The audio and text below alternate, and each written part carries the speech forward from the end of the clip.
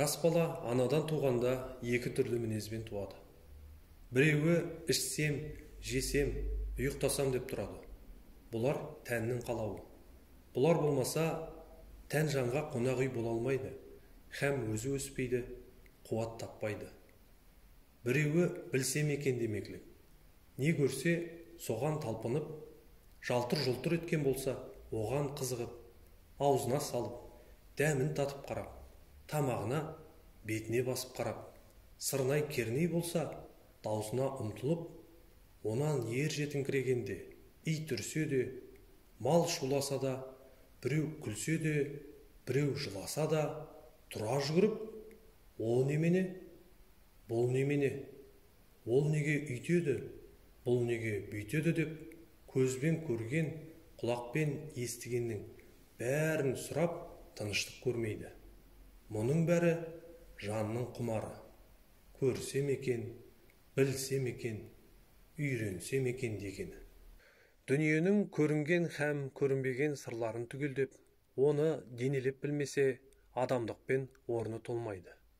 Оны білмеген соң, ол жан адам жаны болмай, хайуан жаны болады. Әзелде Құдай тағала хайуанның жанынан адамның жанын ірі жаратқан. Сол әсерін көрсетіп жаратқаны.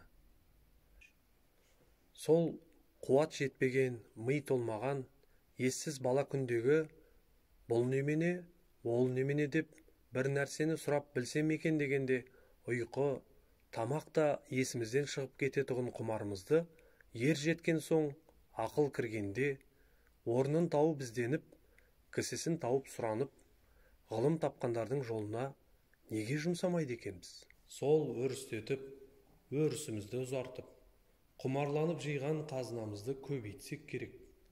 Бұл жанның тамағы еді. Тәннен жан артық еді. Тәнді жанға бас сұрғызса керек еді. Жоқ, біз олай қылмадық. Ұзақтай шауып, қарғадай барқылдап, ауылдағы боқтықтан ұзамадық. Жан бізді жас күнімізде билеп жүр екен. Ер жеткен соң, күш енген соң, оған билетпедік. Жанды тәнге бас ұрғыздық. Еш нәрсеге көңілмен қарамадық. Көзбен де жақсы қарамадық. Көңіл айтып тұрса, сенбедік. Көзбен көрген нәрсенің де сыртын көргенге ақ тойдық. Сыры қалай болады деп көңілге салмадық. Оны білмеген кісінің несі кетіпті дейміз. Біреу кеткенін айтса да ұқпаймыз. Біреу ақыл айтса, ой Тәңір-ай, кімнен кімнің несі артық дейміз. Артығын білмейміз, айтып тұрса ұқпаймыз. Көкіректе сәуле жоқ, көңілде сенім жоқ. Құр көзбенен көрген біздің хайуан малдан неміз артық? Қайта бала күнімізде жақсы екенбіз. Білсек те, білмесек те, білсек екен деген адамның баласы екенбіз.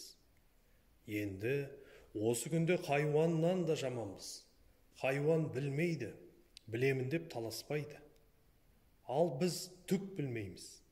Біз де білеміз деп, надандығымызды білімділікке бермей таласқанда, өлер тірілерімізді білмей, күре тамырымызды адырайтып кетеміз. Ғылым таппай мақтанба, орын таппай баптанба, құмарланып шаттанба, ойнап босқа күлуге, бес нәрседен қашық бол, бес нәрсеге асық бол. Адам болам десеңіз, тілеуің өмірің алдыңда, оған қайғы жесеңіз, өсек, өтірік, мақтаншақ, еріншек, бекер мал шашпақ. Бес дұшпанын білсеңіз, талап, еңбек, терең ой, қанағат, рақым ойлап қой. Бес асығыс көнсеңіз. Абай атамыздың 175 жылдығына арналған осы эстафетаны өзімнің әріптестерім, ағаларыма жолдаймын. Мақсат Торпақ ағамызға, Шапқат Досқалиев ағамызға және Есет пен Шырына жолдаймын. Абай атамыздың 175 жылдық мерейтойы құтты болсын.